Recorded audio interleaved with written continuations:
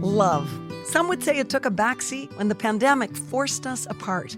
As a family-run and proudly Canadian-owned company, Charm Diamond Centers saw the need to bring us together with tales of love and created the Canadian Love Map podcast. Since then, we've shared hundreds of real, uplifting stories that prove love conquers all. So thank you for listening. We couldn't do it without you. And remember, love starts here.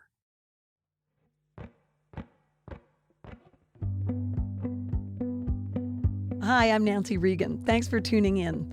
Over the summer months, the Canadian Love Map team is hard at work finding new stories for our upcoming 7th season. In the meantime, we're dipping into the vault to share some of our favorite episodes of all time.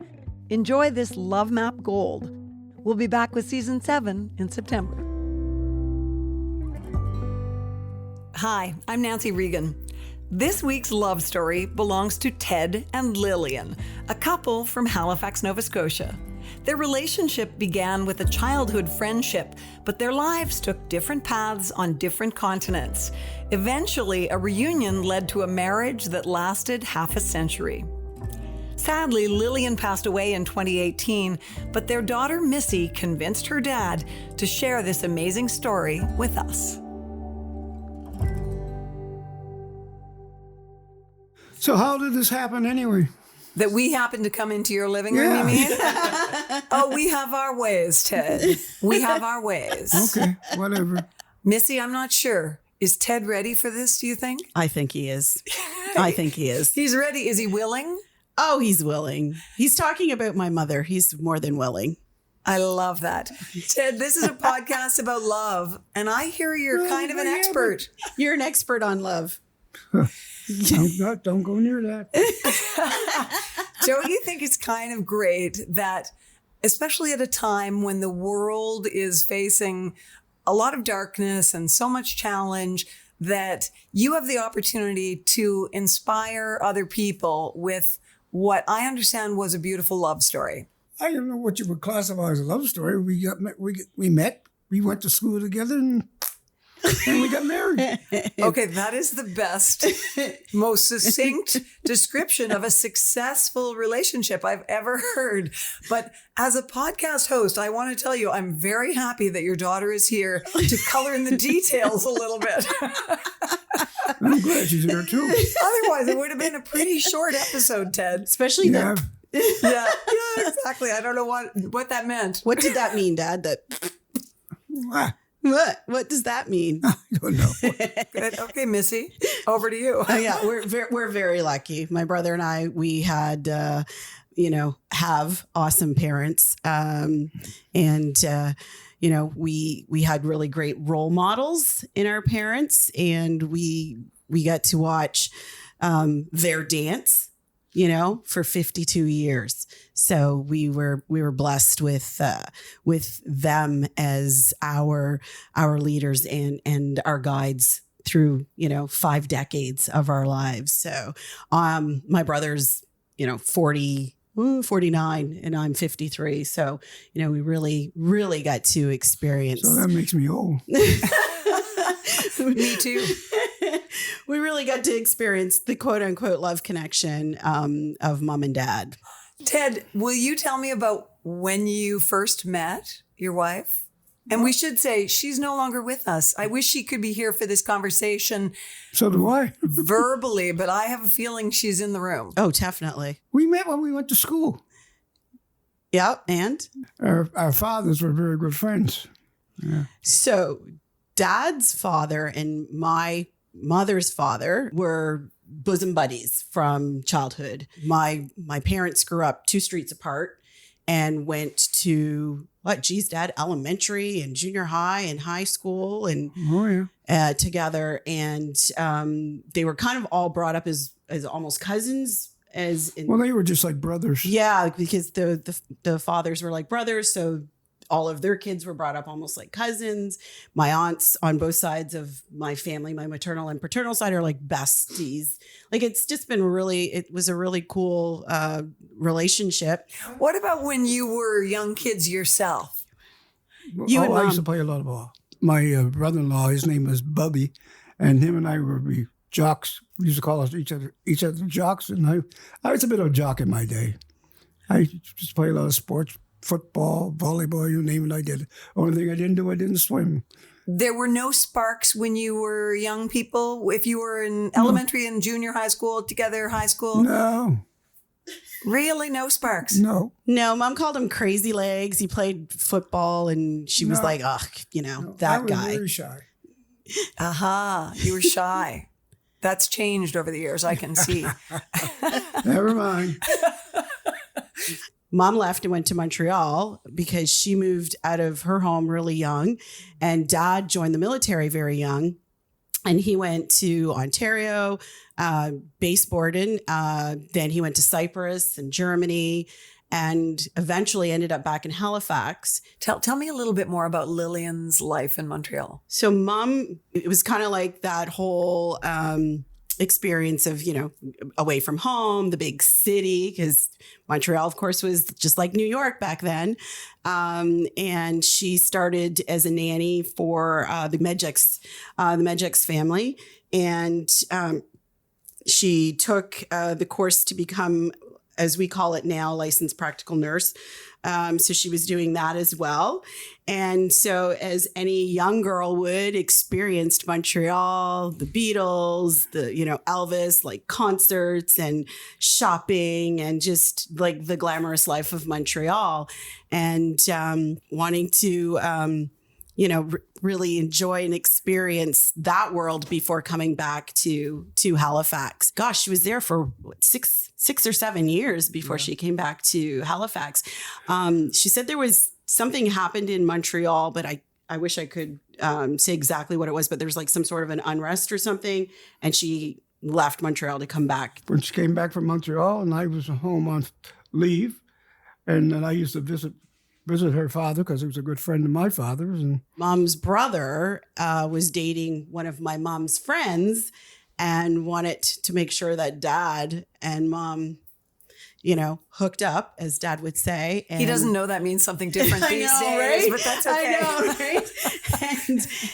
And so they started dating after, being apart and dating other people and then coming together back in Halifax in 1964. I think I'd better ask Ted, when she came back into your life, you had known her as a child. She came back into your life when you arrived back in Halifax. She was here. What was your impression of her then? Well, she wasn't a hard looker, so. 23? Yeah, I mean, they used to consider me a ladies' man, so I figured I was a ladies' man, so I tried to get at Lillian. Lily, I just fell in love with her, that's all, and I just wanted her as my woman. That's basically what it boiled down to, and we hooked up for 52 years. There we go. Was there chemistry right away when you saw each other at that age? I would say so, yeah. Yeah, it was chemistry, yeah. But I mean, let's face it, she was available, and she had a lot of suitors. Oh, really? Oh, yes. I was lucky to get her, so to speak. So you had to sharpen your elbows a little bit and get into the mix? That's she was the type of person that made you feel wanted, so I just fell for her. That's it. Did you have any special tricks to woo her? Yeah, my wallet. Oh my gosh. Did you have fun together? Oh, yes. What did you do for fun? Drink. We used to go to parties, and she liked to dance. And in those days, I used to dance, but other than that, and just had good times together. Dad married a woman who was not shy, who was a go-getter, full of adventure. And we moved to Germany. We were attached to a British base called Soest. And Mom actually went to work in Germany because Mom was very independent in the 60s and always worked. So she worked in a German factory making jewelry boxes with German women speaking not a word I went to childcare with a German lady and learned German fluently by 18 months old. So I did all the speaking as we went shopping. So, and wasn't intimidated by going to a country that, you know, number one, of course, we're African Nova Scotian family who's now in the middle of a country that, we lived on the economy. We were the family, and we were embraced by a community. I called the family that we lived with Oma and Opa because they're old people, and that's what you would call your grandparents in Germany. So I had adopted a German family, and that's how we kind of survived our first 2 years before we moved down to the Canadian base in Lahr. And did you encounter any racism, or was it just a great welcome? I mean, she was probably the only non-white person working in that factory. Yeah, Mom was. No, we never had any problem. It was Would really you believe that? Isn't that beautiful? No problems whatsoever. Love that. Lily was welcome everywhere, and she never had any problems. No, none of this foolishness that's going on today. Well, you heard Dad say he was like, I want this woman. and it was because like Mom, and I mean, it probably goes back to both her mother and her grandmother, both being very strong-willed women. And then, you know, for my dad to take her and drop her in basically a foreign country, go on exercise and, you know, feel confident enough that Mom was going to be okay. And we were. And that's pretty much how our lives just kind of went the whole time. So when you say he was on exercise, where were you? You were traveling all the time, Ted? Where were you going? All around Germany. That's where we play soldier. Mm-hmm. So, you know, went on they call them exercise maneuvers, the same thing. Right. And we used to go over and just left my wife with the kids, and away she went. I know you were in Cyprus at some point. Yeah, I was in Cyprus. Were you a spy? What? I just had to ask the question, Ted. I have a journalism background. I got to ask. Actually, that's what they thought They thought he was. Oh. The Greeks thought I was a spy. Really? Yeah. But no, I was with the UN. What were you doing? I'm a communicator. I used to work as a radio and telegraph operator. And did you love the work? So, oh yeah. Dad was one of the very first Black signalmen in the Canadian Armed Forces. Yeah. There was, you know, only about 8 of us. Yeah. That's why I say, like, my brother and we have like really awesome role models. Like, you know, Dad's at the top in the lead of his trade in the Canadian Armed Forces. So it's like, you know, we had these trailblazers for us. And my mom, the same, you know, Mom was one of a group of women when we lived overseas, and they decided to form Wives Group so that the women would support each other, because we didn't have telephones. We had like 3 channels on our television. We had no emails or anything as a connection to our fathers and spouses while they were away. So they had to rely on each other. You know, I believe that it's a fundamental human need to have a sense of connection and belonging, and that those wives created that for themselves, as you say, when they had no real connection to home. None. That's amazing. And it also makes me understand why at that time, certainly, there were a lot of military marriages that broke down. Yes. The divorce rate was pretty high, I believe. Yes. How did you avoid the pitfalls of that possibility? Well, it's just that we were compatible when we were companions. We were good with each other. That's all I can say on that, because I never had a reason to think otherwise. She was my wife, and that was it. And tell Nancy the nickname you gave each other. My nickname? Chief. Why do you guys call each other Chief?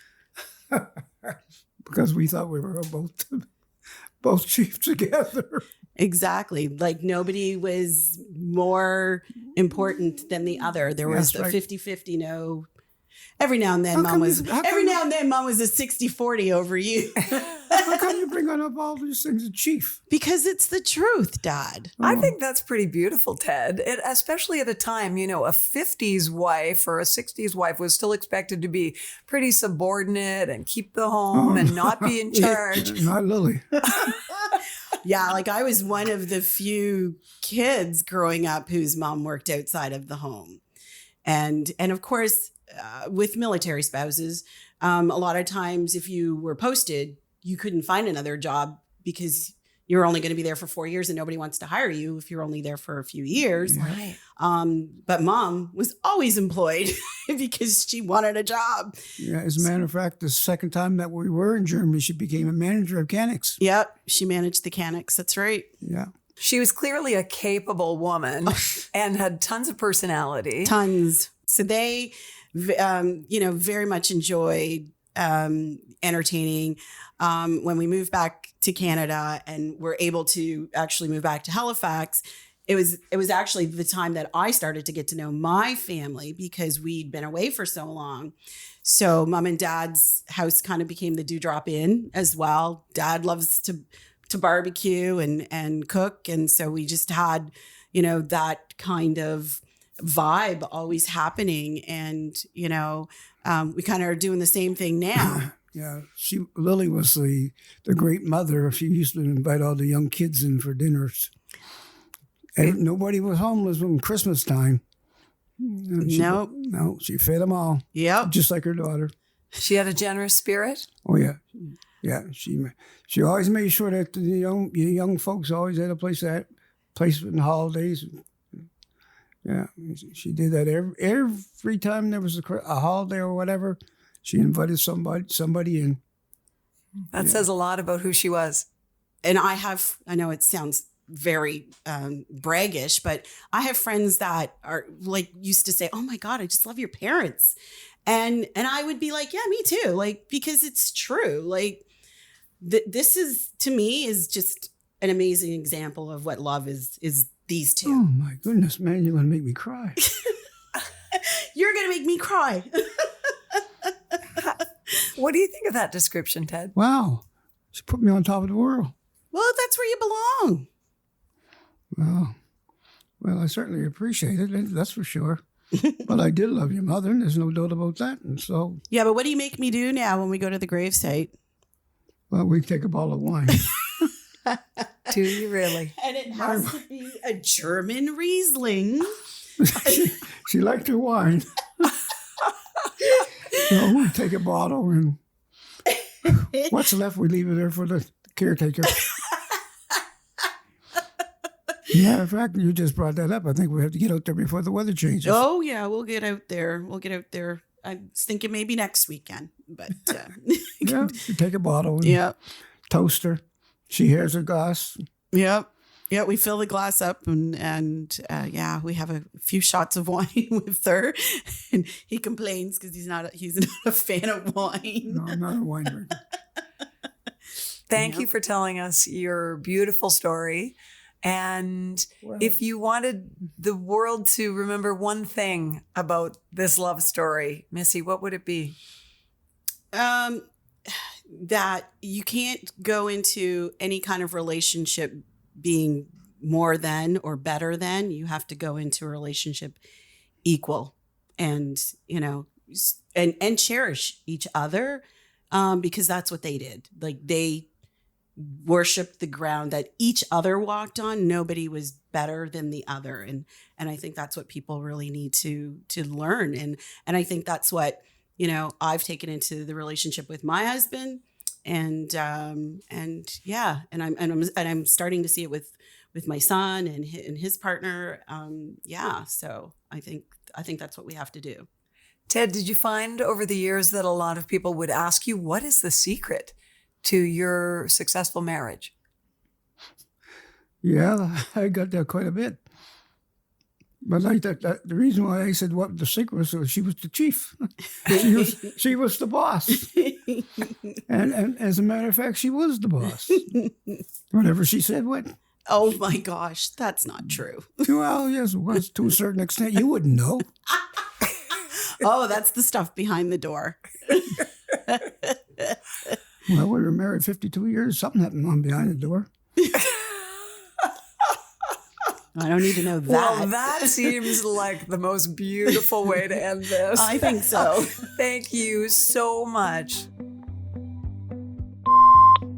Hi, my name is Missy Searle, and I am the daughter of Ted Simons, who was interviewed for the first episode of the Canadian Love Map. I just want to say it was an honor to be a part of this project, and I'm really excited that it's going to be shared again. I loved sharing it. I put it on my social media multiple times, especially during Mom and Dad's anniversary. As most of you know, my mom has passed, and so I really wanted Dad to kind of reflect and share a little bit about his love story with my mother to the public, because I honestly think it is a true love story for the ages. They are my guide for my relationship with my husband, and I think for my sons as well. So quick update on Ted. He's doing really well. He lives with my son. He gets to see all of his great-grandchildren quite often, so we make sure he has lots of family time, spends times with his siblings weekly, taking their money, and we even have introduced him to a few of the Halifax Wanderers who pop through for some meals and some family time. So thanks for checking in, and this was an honor. Thanks so much for listening to the Canadian Love Map. If you love us, please subscribe and share. We'll be back next week with another love story to add to the map. This podcast is brought to you by Charm Diamond Centers, Canada's largest family-owned jewelry store. They are proud to be putting love on the map, and the staff at Charm Diamond Centers are thrilled to be a part of your love story too. So visit charmdiamondcenters.com or one of your local stores. Love starts here. This podcast is made possible by Charm Diamond Centers. It's hosted by me, Nancy Regan, and is produced and distributed by Podstarter.